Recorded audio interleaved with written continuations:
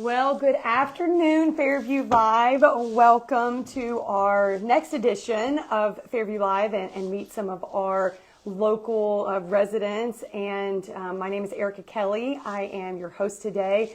My co-host, Mitzi Dela Cruz, is actually out of town in South Carolina, just learning some more tricks of the trade and just becoming her best real estate agent. So we are here today with Harvey Smith of HS Smith LLC, and he's going to tell us a little bit about his business, how you can get in touch with him, how he got into this business, and we're just really excited to have him. So thank you, Harvey, for coming in. Thank you for having me. Awesome. So you are a local resident of Fairview, correct? Yes, ma'am. Awesome. Barely, but yeah, you're right in the line, right? I'm in that gray area over there where nobody wants us. Dixon doesn't want us. Fairview doesn't want us. We're just we're on an island out there on County Line Road.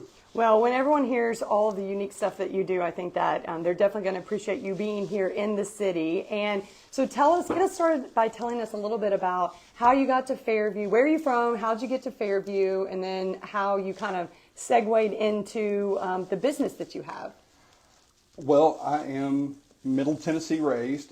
I was born in East Chicago, Indiana, but fortunately for me, I was brought down here when I was 6 weeks old. I grew up in Waverly, Tennessee, and I lived there until I graduated high school. After high school, I joined the Navy straight away. I went to boot camp, then I went to submarine school. From submarine school, I went to my first submarine, which was a missile sub out of Kings Bay, Georgia. Did 2.5 years there. They sent me to some more schools, and I was on a fast attack submarine out of Norfolk, Virginia. Wow. About 9 years of that, and I decided that it was better to be home and help raise my son than some of what I saw happen with the amount of time we were gone. So I got out and I moved back to Middle Tennessee. And I got to Fairview because I split up from my ex-wife. We got divorced. I met my current wife, Sheree. We started dating. We got engaged. When we got married, I moved up here with her and just kind of left everything in Humphreys County. Well, we definitely appreciate your service and being on a submarine. That is a very unique, part of serving in the military. And do you believe that serving in that capacity kind of led you into what you're doing right now? A little bit. When you're on a submarine, most of the time in the military, especially the Navy, you have a job you're assigned, a rating, they call it in the Navy. And I was a sonar technician on submarines, which is more of an electronics rate, but we also have some pneumatics and hydraulics involved with some of our systems. Mm-hmm. Well, on a submarine, you kind of cross-train for everything. You have to understand how everything on that submarine works and works together in the event of emergencies. So you learn to be a little bit mechanical, a little bit electrical, a little bit of an electronics tech. You kind of learn it all, and I figured out I'm pretty good at taking stuff apart and putting it back together. Yeah.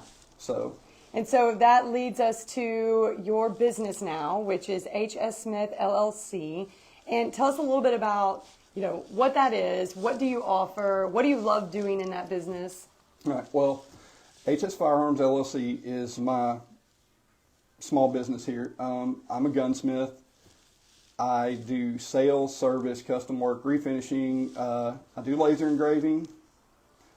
I do Cerakote, gun coat, repairs of all kinds. I refinish stocks for people. Sometimes I can repair stocks that are broken for people. I can order just about any new firearm that anybody would want. I deal in suppressors, short-barreled rifles as well. I have my SOT. I've even made some of my own suppressors for sale. And you were telling me a little bit, so that's definitely a niche, area that you're in. A lot of the people that are watching may actually understand a lot of the acronyms that you just said that I don't. But you were telling me a little bit earlier about the difference of you being a retailer versus you being a manufacturer, repairer. So can you tell us a little bit more about that? Yeah, so I'm actually a Type 7 FFL with my O2 SOT, which means as long as it doesn't explode, I can sell it or build it. So I have actually made my own AR-15 lowers with the HS Firearms logo on There's several of them floating around. People have bought them just because they wanted something with Fairview, Tennessee on it. Oh, that's cool.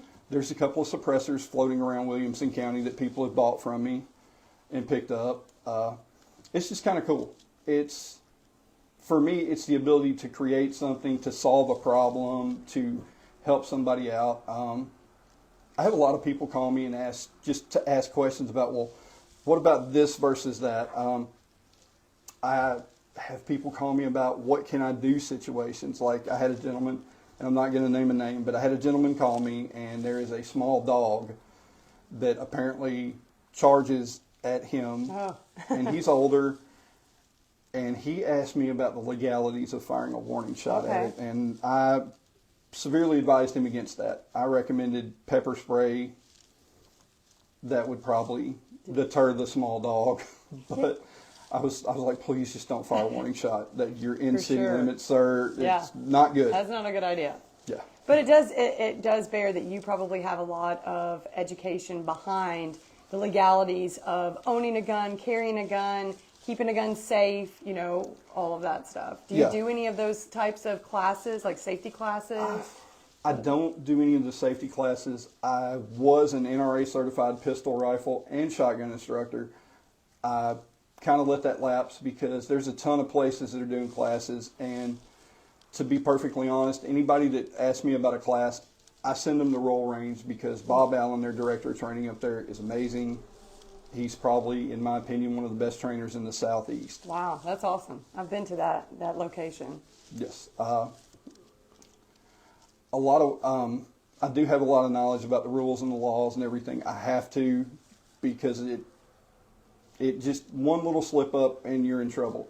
But I also have an associate's degree in firearms technology, so for what that's worth. So you know how it's all put together and all of that. Well, that's great. In fact, we just found out that my father had reached out to him last year, which is such a small world, and asked some questions about some old, firearms, and you really don't think about it, but those are keepsakes. They're passed down generation to generation, and so a lot of times those are neglected and that they're not kept up to shape, so they can bring them to you and you can basically refurbish them or get them back in, possibly in working order. I can, a lot of times I can. An example of that's one of the first jobs I took on after I got my my business up and going was a gentleman called me and he said, I've got a gun that my dad brought back from World War II.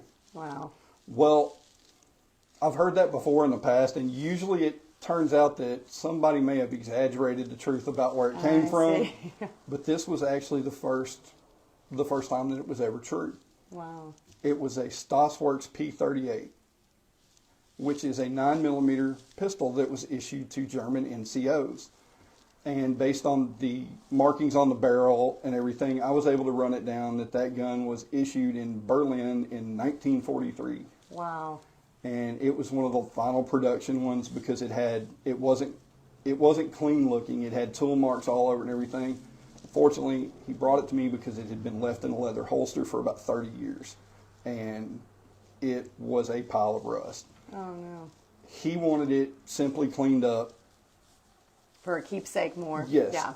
He said if we could fire it, great. If not, I just want it cleaned up to look like it would have when my dad brought it home and put it up in a shadow box or something. Yeah. And I was able to do that for him. And we actually were able to make it fire. Wow. So do you have a website that you can actually see? No website? I know you have a Facebook page because I've tagged the Facebook on there, the HS Firearms. So, but no, nothing where you could see, some of the things that you've done in the past? No, I'm a little weird like that. A lot of people with their firearms, they're private. They don't want them out there. That's true. And some of the custom paint jobs and stuff I do, you could easily recognize that gun if somebody had it out in public. Right. Or had it out at the range or whatever. So I don't display a lot of stuff like that. A lot of what you see posted on there are personal guns of mine that I'm playing with. Gotcha. Because my address and everything's public record anyway already. Right, so right. It's all good. Well, speaking of the range, it sounded like that you had some opinions about our local conversation about the new police range that is, I guess it's still in the works of whether or not it's gotten all the way approved or not. I'm not actually completely sure about that, but you did have some opinion about some of the concerns that some of the citizens had about having a range locally that you wanted to share. Well, a lot of the concerns were due to misinformation. Okay. There was a lot of talk about people in Bowie Park having to dodge ricochets on the perimeter trail if it was put where it was. That's absolutely unfounded. The NRA standards are what the EPA and Congress have set as for the design of a range, and they're stringent. I mean, there's inspection after inspection after inspection. The berms have to be X amount high. The shooting positions have to be within a certain elevation range. And I'm not going to say ricochets could not happen, but there's less than a 1% chance of that happening. Another thing was the sniper tower. That's a safety observation tower. Snipers train on the ground. They don't... some of y'all may have seen me trying to get that message out Right. on the post, but I just don't believe everything you see. Do some research, and if anybody has questions about the projects or anything like that, feel free to reach out to me on Facebook, send me a text. My phone number's on the Facebook page. I'm always happy to try to help educate somebody about something. A lot of times I have people contact, what do you think about this pistol versus that pistol? Yeah. And, you know, I try to walk them through the pros and cons. If I happen to have those, I'll invite them over to actually hold them, feel them, try them out, see what they think. You know, I don't care where you buy your firearm from. I just want you to get what you need. Right. And what's appropriate for you, because I see it all the time. People buy a firearm for self-defense, and then they don't ever practice with it because it's not comfortable for them to shoot, and you have to practice. And there's so many different rules about that. And so the last time that I went to the range, I was really shocked actually that they brought the target so close to me because I was training for self-defense. And they said, you know, by law, I think that they said maybe 5 feet, 3 feet maybe. It was very, very close. Like that perpetrator has to be very, very close by law for me to be allowed to shoot in self-defense. And those kind of things you just don't know until you're actually in action and you have someone, you know, giving that type of information to you. So. And honestly, I encourage anybody that wants to carry a firearm to go through the enhanced carry permit process for the state of Tennessee.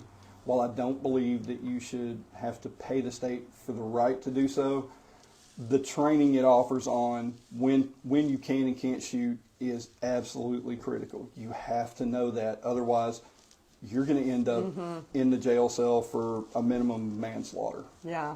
And that's not something anybody wants. No. Well, on that note, there are a couple cool things that he brought real quick before we end, and it is like this engraving. These are actually like cards. Like these are, you said this was aluminum so that you can actually get, you know, which is very different than the normal paper, even just obviously in the feel of being able to hand out and have it stand out. So you do this engraving. Obviously, we talked about the gun piece of it. So is Facebook the best place for them to get in touch with you? You can message me on Facebook. A lot of times the notifications are slow coming through. If you Google HS Firearms, my number's on the Google page. Okay. My number should be under contact info on the Facebook page. Send me a text. Okay. If you're not in my contacts and you call, you're going straight to voicemail. Leave a voicemail and I'll call you back. But text message is usually the quickest way to get me. Awesome. So we have that clicked on here. We've got his Facebook on there. Obviously, Google him, call him, give him a text. He's local here, very personable, very knowledgeable. So if you have any gun questions, any engraving questions, you know, think about using local, and, you know, we appreciate your time. Again, if there's anyone that you know, he was actually referred to us from another business owner. So if there's anyone that you know that would love to get on here, for free, and just give a little bit of summary of their business, what they're passionate about, and connecting with our community, please give us a call. The job form to sign up is going to be in the messages as well, so you can just choose any Thursday you want for the rest of the year that's available. Sign up, and we'll give you a call, and we'll set things up. So until next time, Harvey, it was so nice to talk with you. Thank you for sharing your knowledge with us, and we look forward to hearing your success. Thank you. All right, thank you.